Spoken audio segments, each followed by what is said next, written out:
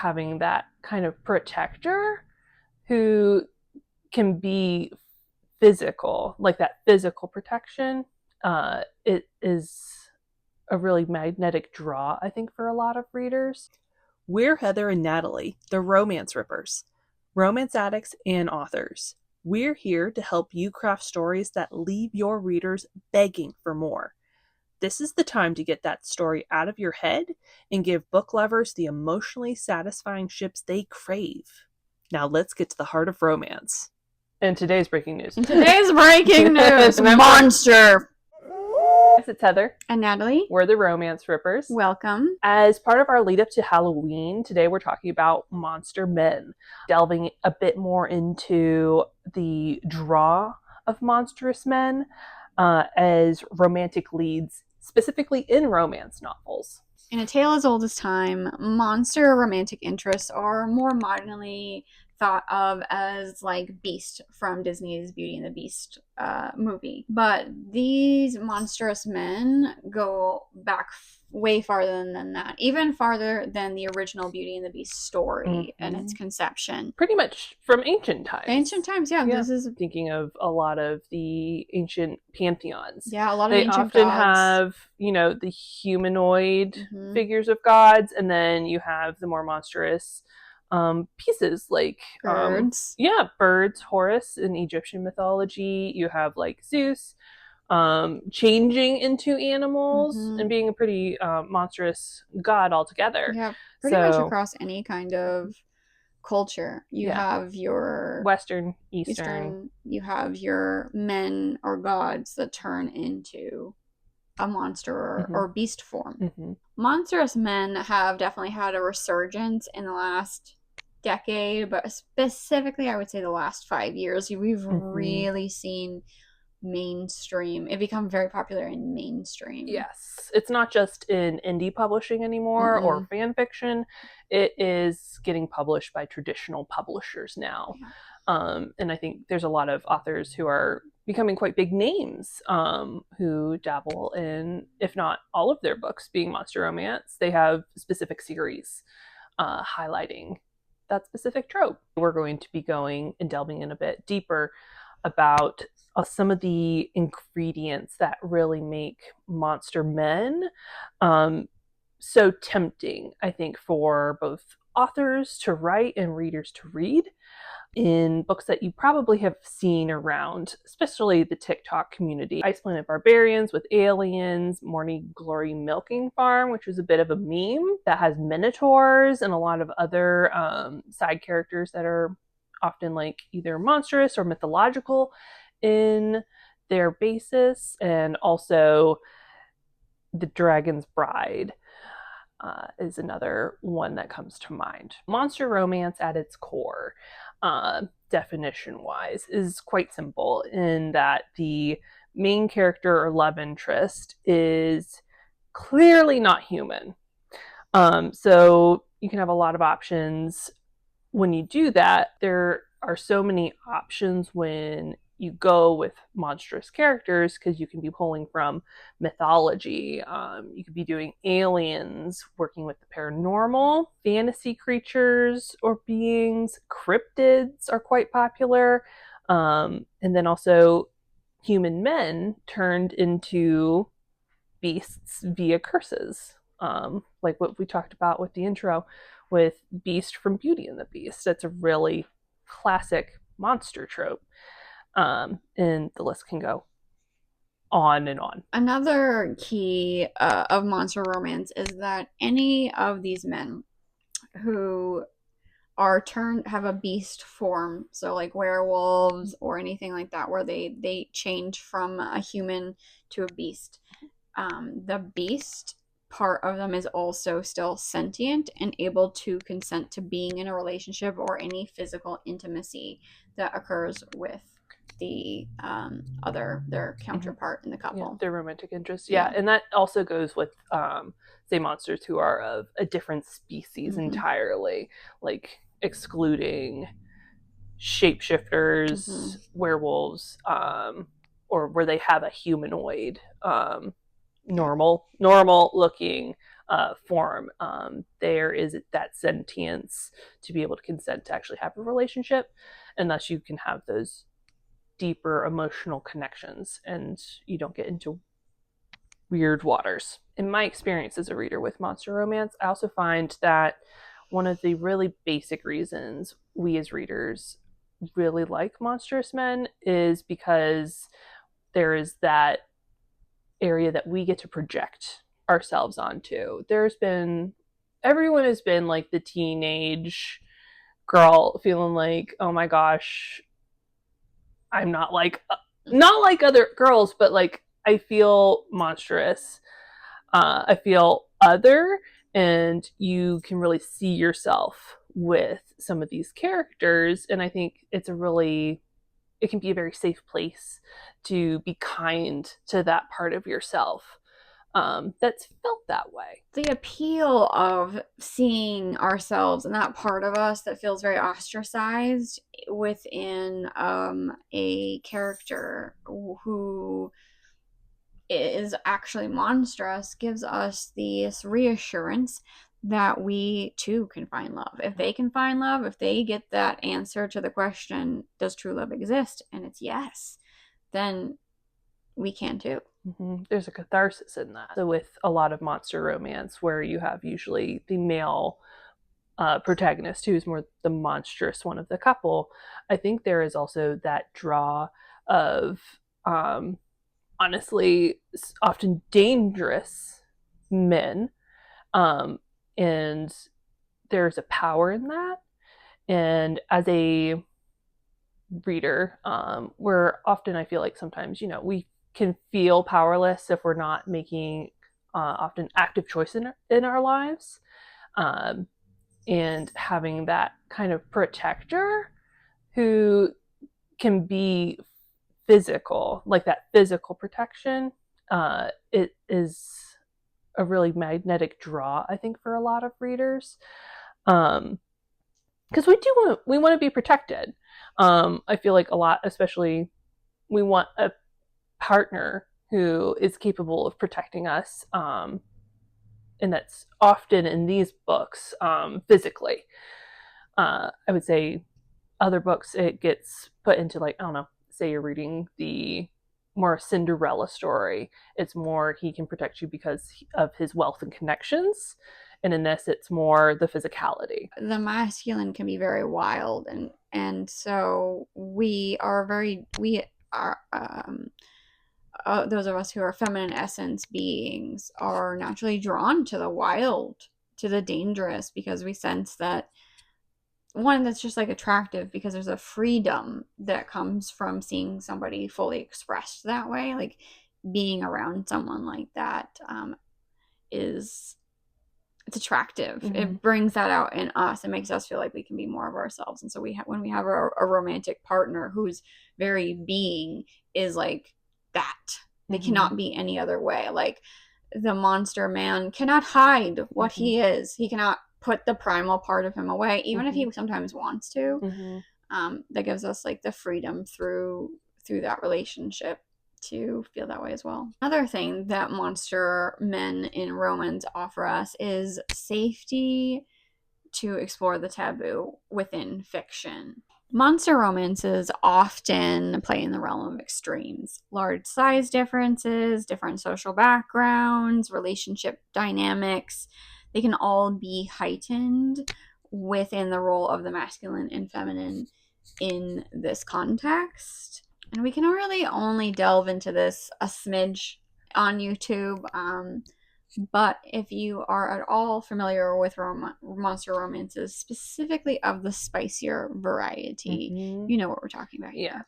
Yeah. Within monster romances, especially within the past like 2 to 5 years, they've really become a fun space for authors to play with the taboo.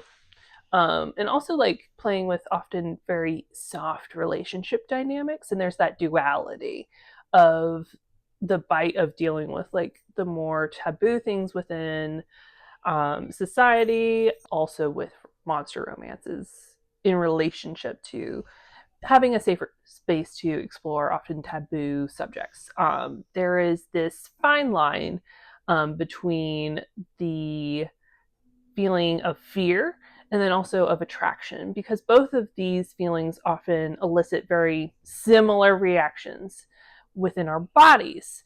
So they often can get misconstrued sometimes. And when you are reading a novel, it's very safe to play with that.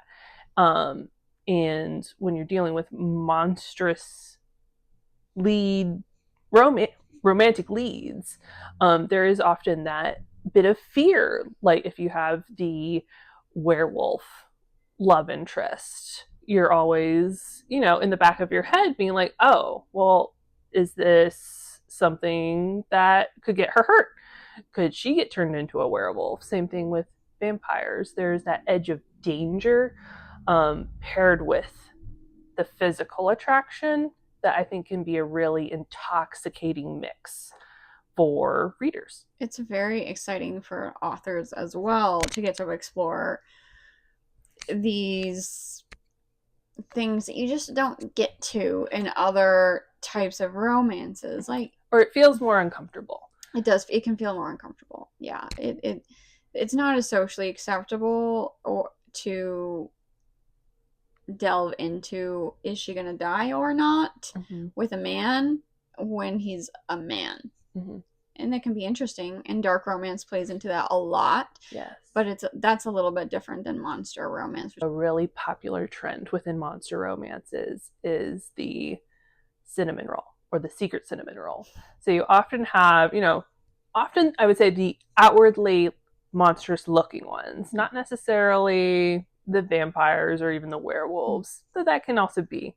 But like with Ice Planet Barbarians, they are very visually monstrous with Bechdel. He is so different, but he is such a sweetheart, and he's such a cinnamon roll. And there's a wonderful duality that can be had with writing monster romances when you have the physical monstrousness, but you have the emotional intelligence and the softness and openness that we can also pair with that. Cozy monster romances specifically do this extremely well. And there's something interesting that gets paired, especially with the cozy, of the stakes are a little bit, like the life and death stakes are a little bit lower, but he's still a monster. And so you get to play with that a little bit as well. Yeah. It's not actually always the dark. We there's a majority of them are darker, but sometimes it can be just as fun to settle in with a hot cocoa and know that the worst thing that could happen is the spinach puffs are burnt. Spinach puffs are burnt. Yeah. Or your family might have questions.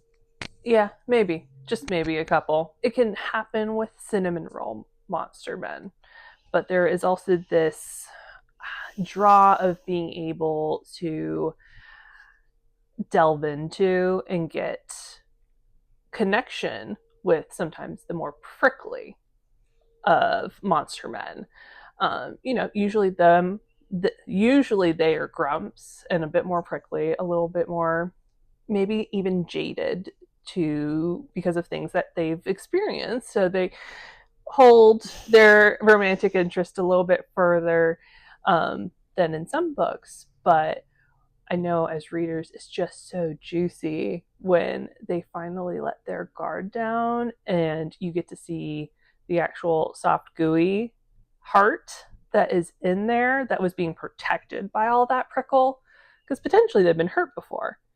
So there's good reason that they have those protective mechanisms. It's just deliciously rewarding when you get to see them be soft with someone and be vulnerable with someone who sees them, I think, often in a different light than perhaps they might see themselves more monstrous than they are.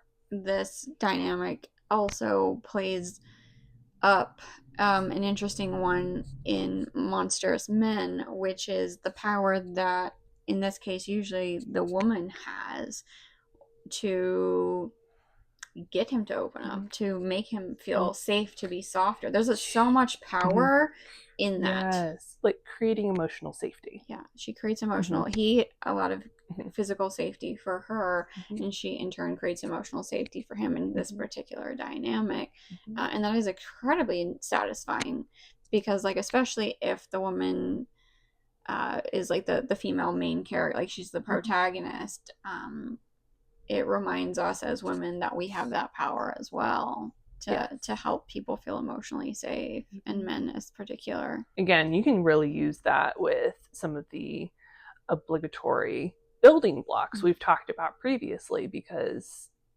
they complement each other. Yeah. They both can do and have different talents and can make each other feel safe in the ways that they currently don't. It's ripe for intimacy building. The pattern I've been seeing within a lot of books and media is, even though there are not a lot of books are monster romance, but there are often flavorings of monstrousness that get put into a lot of lead men who are classified as shadow daddies. They often have that mysterious, they're a bit more aloof, removed. They might see themselves or portray themselves as being potentially something they are not. Sometimes portraying themselves as the villain. And you have more of those layers of monstrousness, for whatever their reasons, within each individual story. But you have that deliciousness, I would say, as a reader, of getting to see, oh, this is a veneer. And then getting to see the deeper part of them, who is the actual them, the actual character. And I think that's pretty much catnip. I think that's why a lot of that is very popular. The surprise of it is extremely appealing. No matter how many times you read it. Even though you know most of these stories, like if your pattern recognition is going to know this is where it's going to go. And it doesn't really matter because the reveal, and then you've got like the internal monstrousness that he's putting out there. And that can be pretty off-putting. But then you're like that curious to see when will she find out that that's not who he actually is, and how is he going to behave when he actually gets to shed that. And the juxtaposition, the persona. Yeah, the juxtaposition of that, like that tension within us as readers.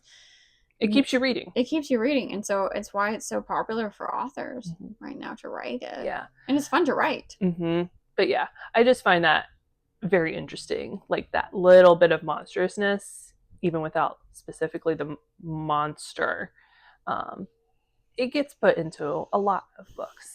It's very popular in romantasy right now, even if he's not monstrous, like a monstrous form for the male main character to be red flag or black flag facing. That, or he has like more monstrous powers. Yeah, he can be very powerful. Yeah, because I would say like a lot of like the shadow daddies, where a lot of them will typically often have shadow powers. Right. That can be a pretty monstrous, gnarly power or magical ability. In conclusion, for monstrous men, monster romance isn't going anywhere anytime soon. It's been with us for a very long time. I would say since antiquity, if you will. And it's just becoming more mainstream again. They're a really good, safe place to explore the taboo, like we discussed, and also heavier topics, I would say, like dealing with self-acceptance, learning to see yourself a little bit differently. I feel like most people, we are our own harshest critics, and it can be really freeing to have someone who cares about you reflect back what they see in you. And we often get that with a lot of monster romances. It's a really interesting place to deal with the question of what is it to be human? Because often that connection with your monstrous male lead and usually your human female lead in generalities here, they both have bits of themselves that is more monstrous, and then there is also that connection that we recognize as humanity. So we reached the end of this tale as old as time. And we would love to know in the comments below, what is one of your favorite things when reading monster romance? And what is one of your favorite things when writing monster romance? Yes. Also, we're always looking for good recommendations for these stories with monster men. Absolutely. Please leave your recommendations for monstrous men down below. Also, please subscribe and click the notification bell to see when our final monster romance episode goes live. It is going to be about the appeal of monstrous women. It's going to be a really good one. It's been great talking with you guys and going over monsters. It's just a fun time of year. Thanks for joining us, and we'll talk to you soon.